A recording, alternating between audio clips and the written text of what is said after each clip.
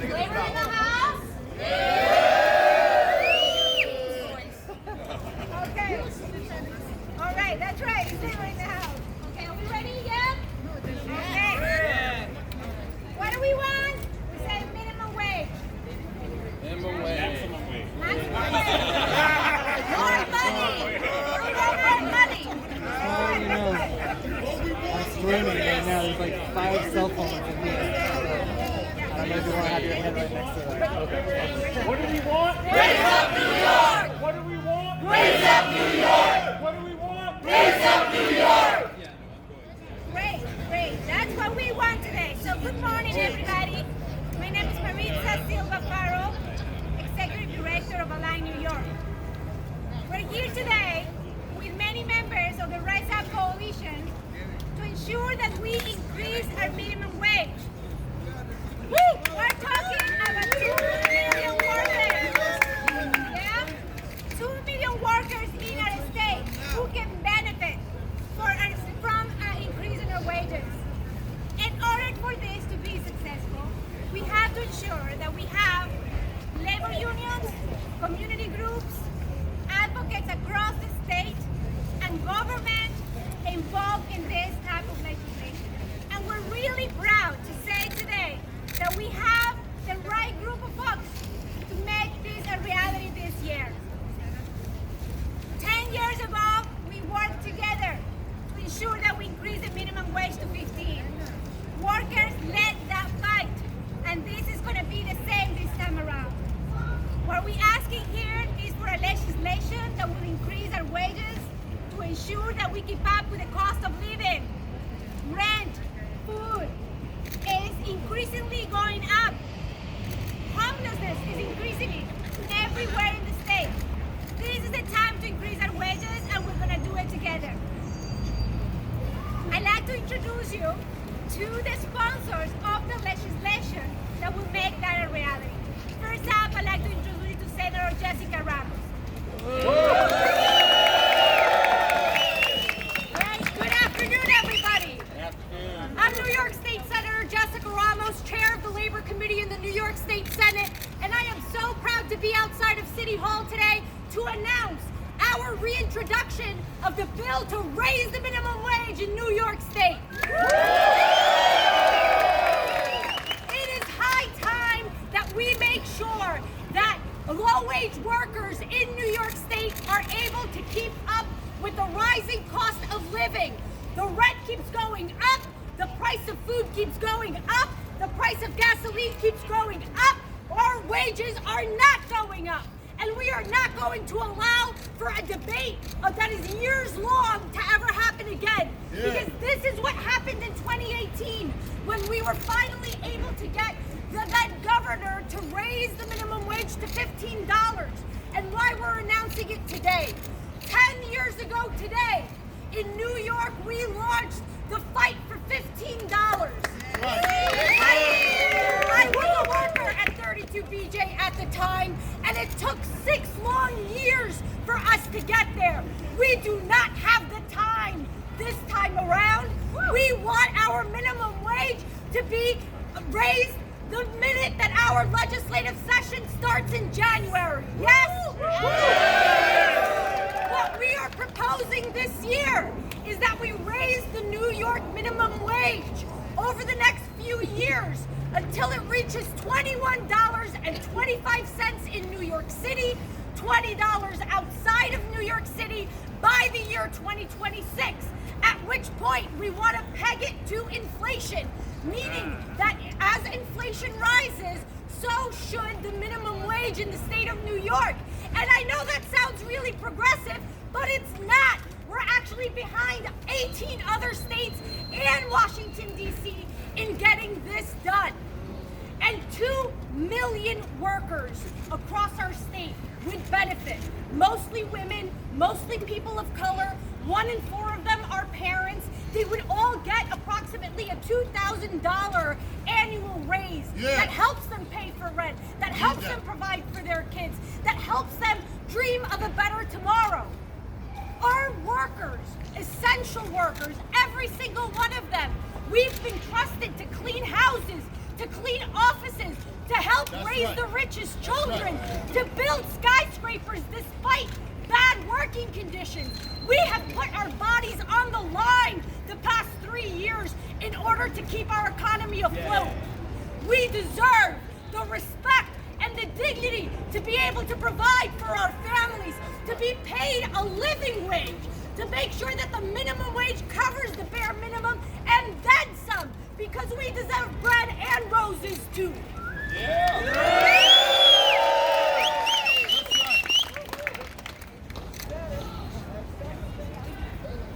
And so, I am so proud to be standing with my partner in the state legislature to get this done and get this across the finish line.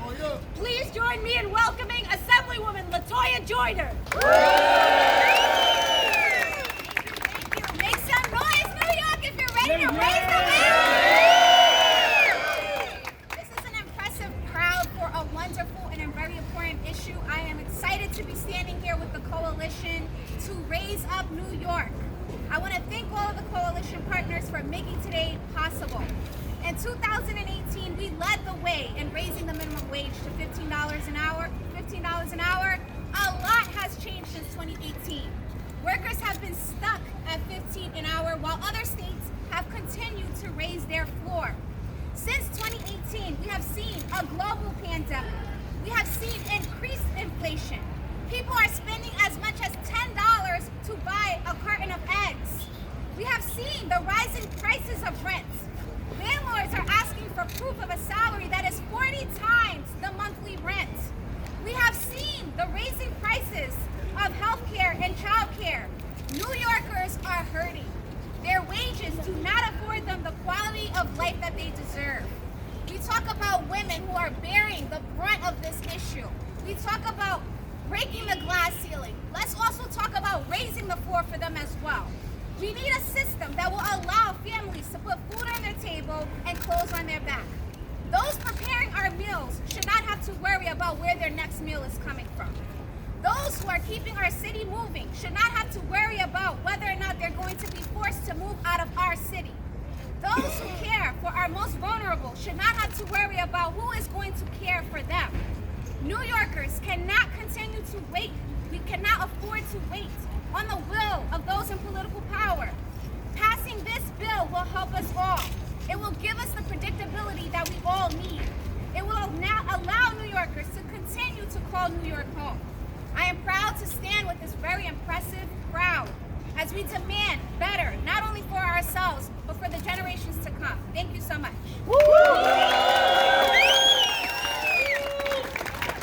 What do we want? Raise up New York! What do we want? Raise up New York! So my name is Charles Kahn. I'm the organizing director of Strong Commie for All Coalition. I'm going to be a co-MC today. I have the great honor of introducing our New York City Comptroller, Brad Lander. And I just want to say, when we talk about the urgency of this moment, to me, there's no greater thing than seeing New York is going to have the same minimum wage as Nebraska, right? Like, we all live here. We've seen the prices go up. And if we have the same minimum wage as Nebraska, and I might add that our $15 wage is only worth $13 now because of rising prices, that we know that it's past time that we raise the minimum wage, right? And we have to do it this year. As Senator Ramos said, this instant, it should be the first thing on the docket. And we have the morals on our side, we know what's the right thing to do, and we have the numbers on our side. And that's why I want to bring up the New York City Comptroller, Brad Lander, our favorite mathematician in New York City.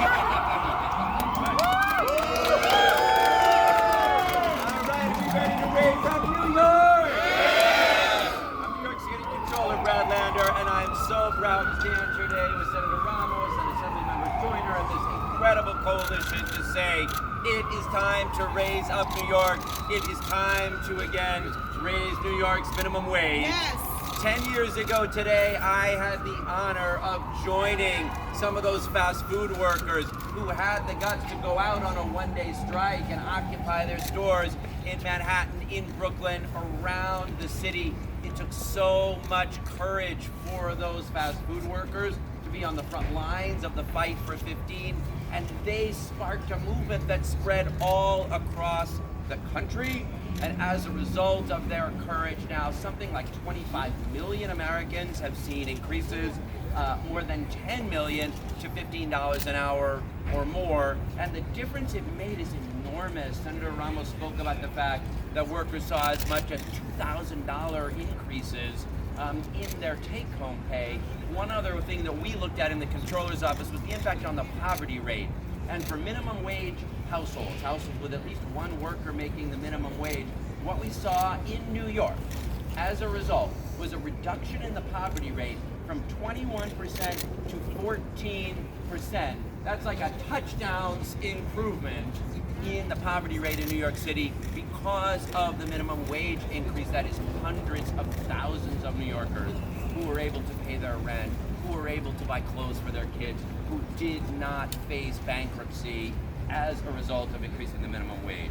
Unfortunately, we did not do in New York what many cities and states did around the country, which is put in a COLA, cost of living adjustment, so that the minimum wage would rise as costs rose. And as a result, even though we led in the fight for 15, we are now behind. And cities and states around the country have higher minimum wages than we do. And as a result, minimum wage workers in cities and states across the country have some help keeping up with rising rent, some help keeping up with rising food prices, as we have not had here. And that is why this bill is so wise to raise up New York. One thing I just want to end with is this. One argument that we'll hear, because they make it every time folks try to increase the minimum wage, is that it has a negative impact on jobs, right? You're used to hearing that. So we looked at that in the Comptroller's office, and I'm happy to tell you, and we have just a real world example of the fight for 15. Not only did we not see job reductions in New York, and in the sectors where minimum wage workers are concentrated, like fast food and retail and hospitality, we actually saw an increase in job growth in New York City after the minimum wage increase, and we compared. So job growth in fast food, for example, was 18% in the years after we increased the minimum wage, compared to a dozen cities that did not increase their minimum wage, where it was only 14%. And actually, if you look at the sectors like fast food and retail, where the minimum wage increased, job growth in New York outperformed job growth in other cities that did not increase their minimum wage even more than it did overall. So the good news here is we can make a huge difference in the lives of working people and their ability to survive and thrive in our city, and we can do it in a way that helps our economy flourish overall, and that is truly what Raising Up New York looks like. Thanks so much to the sponsors. Thank you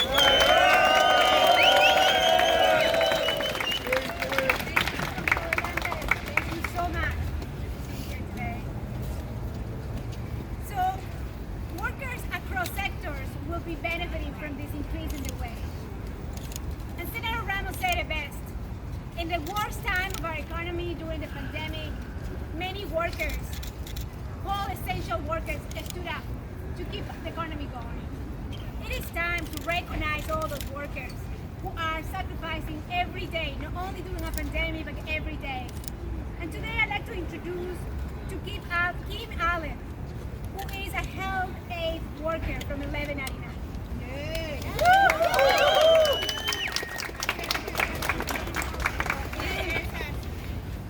Good afternoon, everyone, my brothers and sisters. It's an honor to be here today as a home care worker. My duty is to let you guys know how important it is that we get the support of the other groups. Home care is not an easy job. It demands a lot of us. It demands sympathy, patience, respect. And for too long, we have not gotten that. I don't think we ever did. Everybody just saw us as, you come, you look after a client, give them something to eat, see they're okay, and that's it. But it calls for a lot more, right? And we are here, I'm affiliated to 1199, as well as Caring Majority.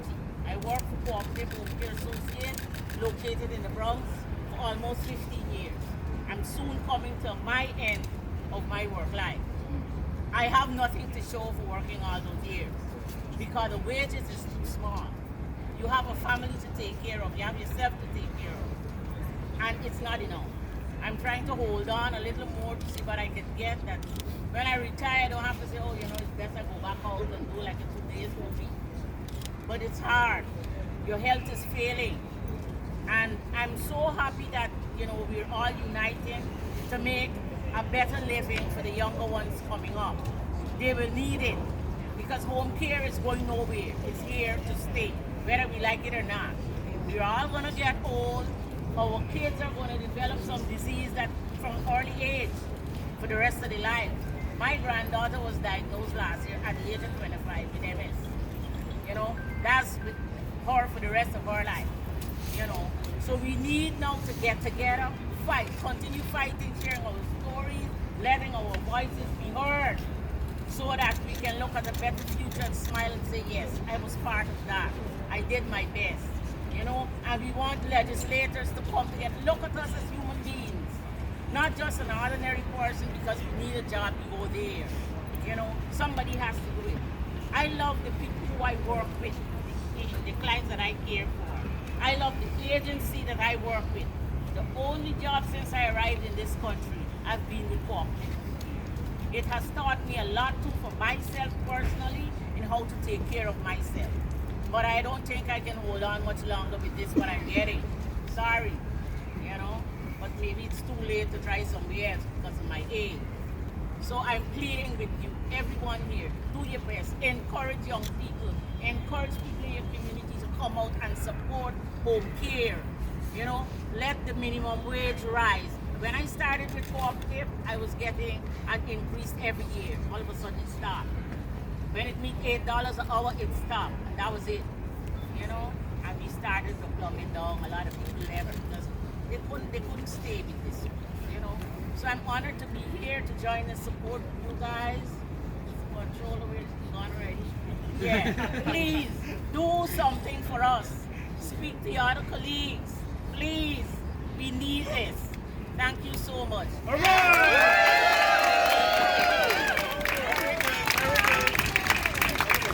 Thank you so much, Kim. And I want to lift up that Kim's story. There are similar stories in every Senate district, every Assembly district across this state. And we've seen Democrats, Republicans, all in support of raising the minimum wage. Because people understand that rising prices need to be met with rising wages. It's the only way that New Yorkers can keep up. And as Kim said, we rely on our elected officials and our champions to organize their colleagues and to represent the values that New Yorkers are saying are important and represent those priorities. And we have two of those champions here with us this afternoon, and I'm going to invite both of them to come up and speak. Assemblymember Harvey Epstein and Senator Jabari Brisport.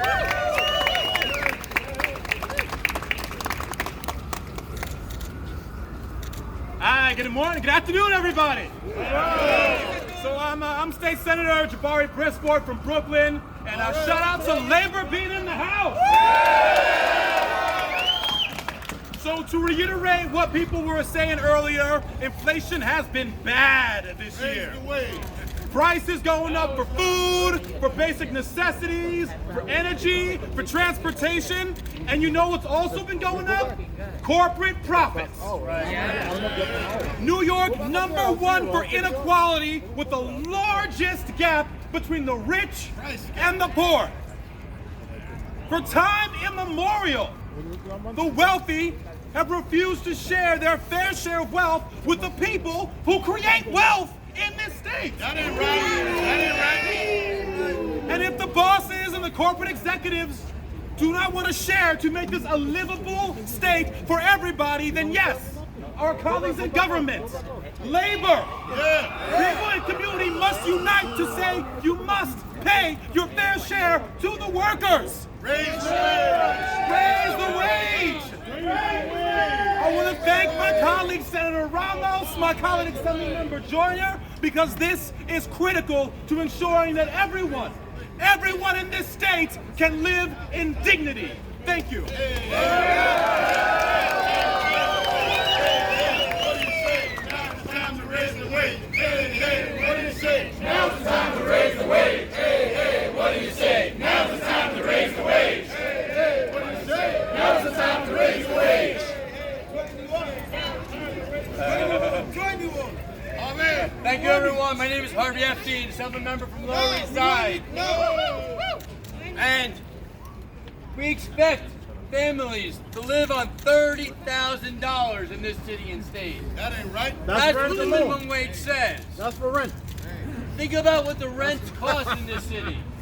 Think about what it costs to buy food, for childcare.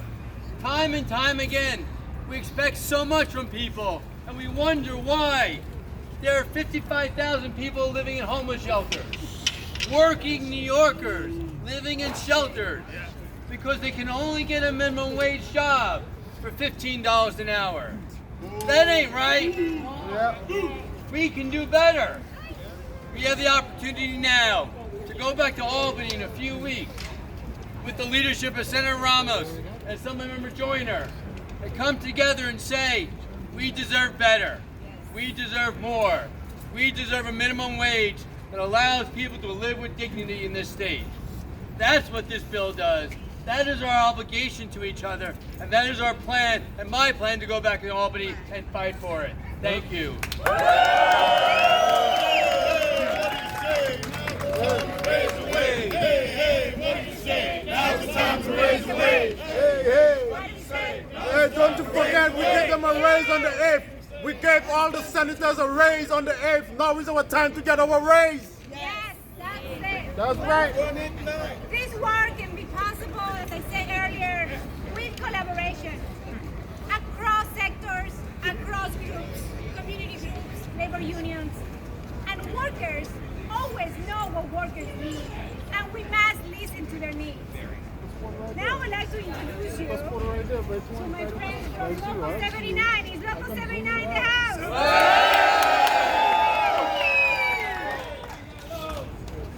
Okay, so let me introduce you to Jafar Sarov, a Local 79 member. Good morning, New York. How are you? A decade ago, New York's workers raised their voice to demand a $15 an hour minimum wage. However, over the last 4 years, the rising costs for the basic things that every family needs have made life difficult because those costs have been skyrocketing. Now, I represent Laborers Local 79. I'm a proud organizer and apprenticeship graduate of Local 79. We are a 10,000 member union who build New York City every day. Now, our wages that have been collectively bargained are far above this minimum wage proposal. However, we are out here today because solidarity is the most important word in the language of the working class. We are out here because we are sons and daughters. We are mothers and fathers. Our families work in retail, work in warehouses, work in schools, as restaurant workers, as home health aides, as domestic workers, and they need some relief. None of us can truly thrive if our community and our kin are left behind. That's right. And that's why we are here to say that it is time to fight for a just wage floor that ties the minimum wage to the true cost of living that workers in New York face. It is time to raise the wage and raise up New York for all. And how are we going to do it? Well, I'm going to tell you how organized labor is going to do it. Who's got the power? We got the power. What kind of power? Union power. Who's got the power? We got the power. What kind of power? Union power. Who's got the power? We got the power. What kind of power? Union power. Thank you, New York.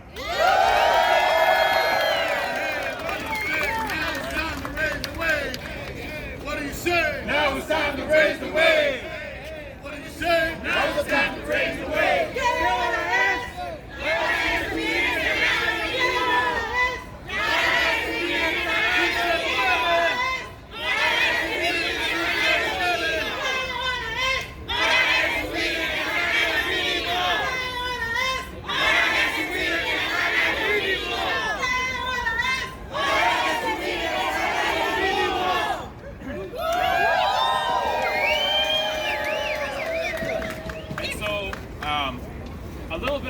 baseball, there was recently a poll done that said across ideologies, Americans believe workers are the most authentic people that can tell the story about what's happening in our economy.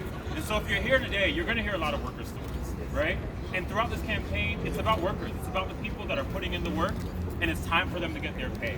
And so up next, we have another champion, another worker supporting New York, being the foundation of New York. And I want to invite Silvana Kidd from 1199 to come up and share a few words.